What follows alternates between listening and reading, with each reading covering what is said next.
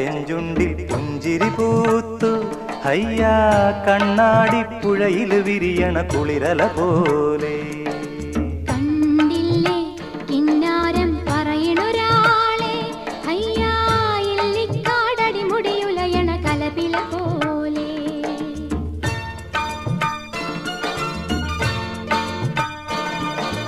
പെണ്ണിന്റെ ചെഞ്ചുണ്ടിൽ പുഞ്ചിരി പൂത്തു ഹയ്യാ കണ്ണാടിപ്പുഴയിൽ വിരിയണ കുളിരല പോലെ